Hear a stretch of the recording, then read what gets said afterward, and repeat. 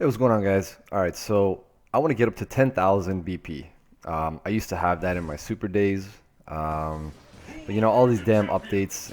When you play every update and you put so much time into it, and then it just has to get reset at least once a year, it kind of leaves you a little frustrated.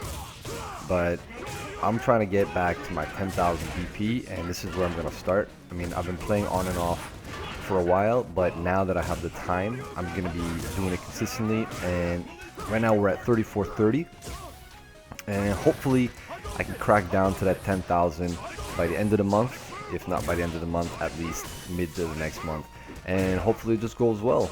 I got a lot of PP, I'm gonna call it player points, and the player points is really just based off. If that's pretty high, then that means you just win with general mostly all characters that you're playing with, or you just got a good win record.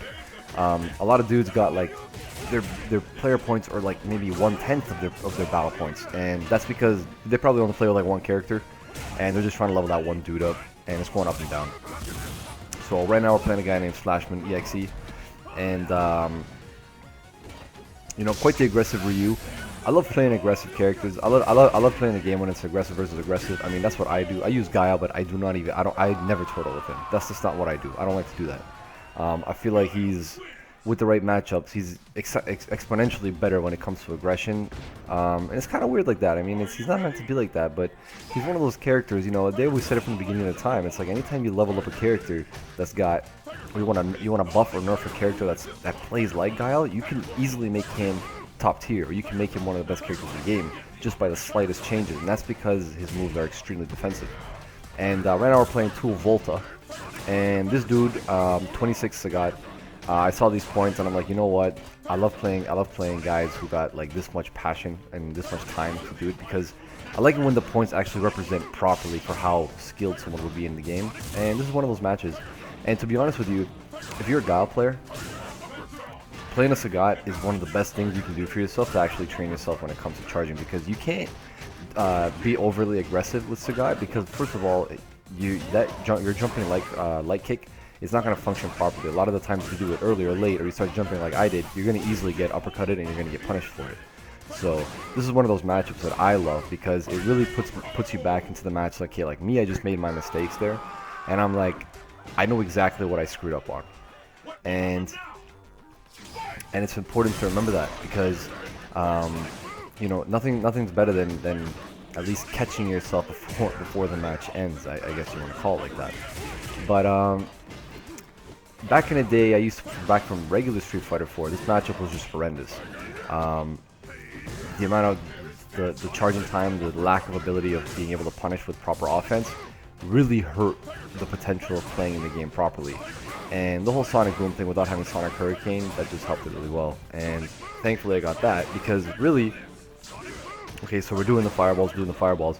One of the best things to do is don't take the chip, right? You want to, myself, if you're good at it, you do a neutral jump and instantly charge back. A lot of the times, if you're doing it for the first time, you're going to end up doing a back jump. And doing the back jump, you're going to get hit by a slow fireball.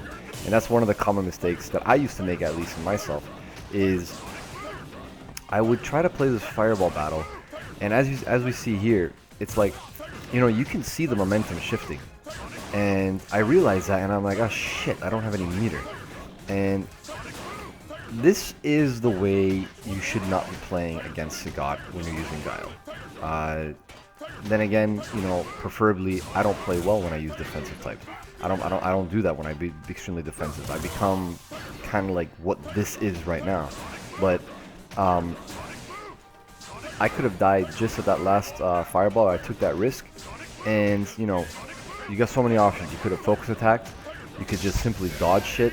Or, my timing was completely off with the Sonic Hurricane, and all I had to do was jump and then do the Ultra, and then time would have been out, and I actually would have won that match. So that put me on edge, and luckily I was able to find him again. And me, I'm one of those players, like, when I lose, if I was to lose, I get extremely, I want my revenge. I'm extremely competitive like that.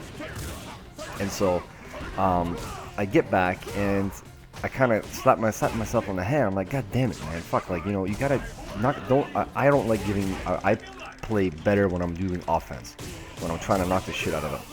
And I can't forget about that. And I realized, like, this dude, okay, I can't be jumping in anymore because, let me tell you something, this guy is going to be uppercutting me like shit. Here, with the amount of leg sleeve I had, I'm just going to build a little bit of meter. And I'm not going to make the same mistake like I made last time. And he realized that too. And that's why he doesn't want me to jump. Doesn't want me to be able to shoot sonic booms. He wants me to jump. Because that's why he's only doing the low fireballs. So that's one of the things with I'm adapting to this match. And taking a second look at it, like, you know, I'm like, okay, he just charged for his uppercut, so I really got to be careful. And then I'm like, oh shit, there was a lag spike, and that doesn't help either, you know. But one of the things is, you know, a lot of players, like right now, we've conditioned that I am not going to be jumping in anymore, right? So he uppercutted me there, and that was a good timing. But the reason why, you know, okay, why didn't you just do a combo? Well, I didn't do the combo right there because this guy, he's getting trigger happy with the Shoryuken. So I like letting people, when you're still really close to them, to just fire the uppercut so that you could get you get no damage scaling no punishment on that. And that's one of the things that I realized here is that I kind of mind screwed him because we played one way and then I'm completely changing the way, and I'm just waiting for him to do it because I know that it was about time, and I was waiting for myself to do that. And finally I just pulled it off and realized, okay, you know, he's way too close and getting way too happy with that shit. So that worked well for me, and I wanted another match because I was getting pissed. I hate losing, especially when I feel like, you know, I shouldn't have lost. And personally, my favorite thing to do in this game, like, god damn, did you really reach me with that uppercut? My favorite thing to do is against Sagat, flash kicking them from a distance when they're getting happy with doing their tiger shots. And at this point, this dude's getting mad too, and we started doing the little we're humping the ground a little bit. But me, I'm like, fuck, I just screwed up my sonic booms. But again, my screw-ups were letting him get happy and conditioned, where he's like, alright, well shit, I can shoot all the fucking tiger shots that I want to shoot. So, you know, it's just one of those things. And a couple of interesting things happened in this match, and I was like, oh Jesus, that was a perfect, he could have EX'd Tiger Need there, but he decided not to. He's really content with settling for those tiger shots like crazy. And I mean, it's hard to just look at it and be like, what do you want to do? Like, you know, at times I'm considering myself, okay, why don't I just focus attack and just absorb some of the hits?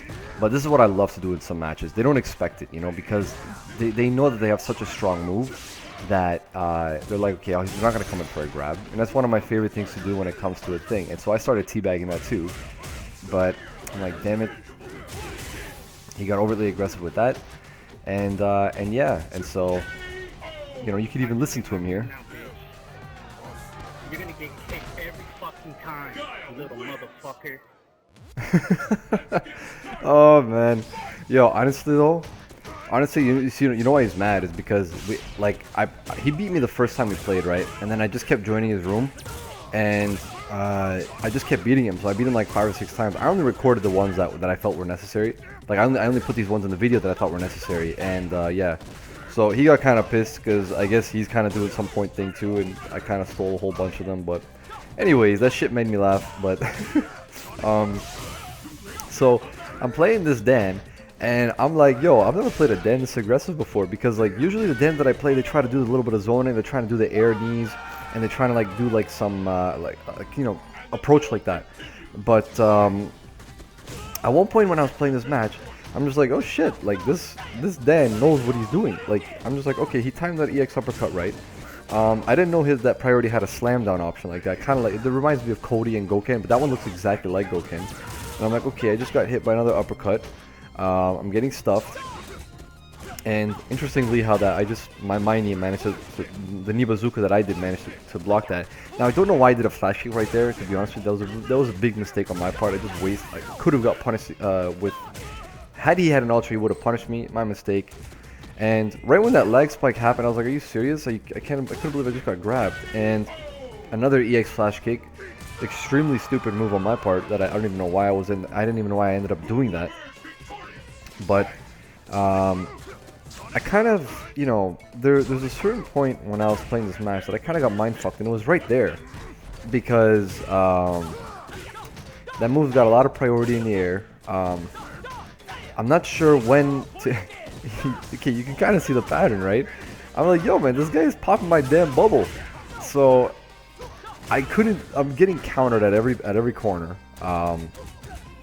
Right there, I screwed up my punish, and this whole match just kind of got me buzzed. But I'm still happy because in the end of the day, throughout the session that I ended up playing, I screwed up big here, but in the end, I still gained a lot of points that made my session worth it. So catching up to my 10,000 points, and let's see how much I get next time.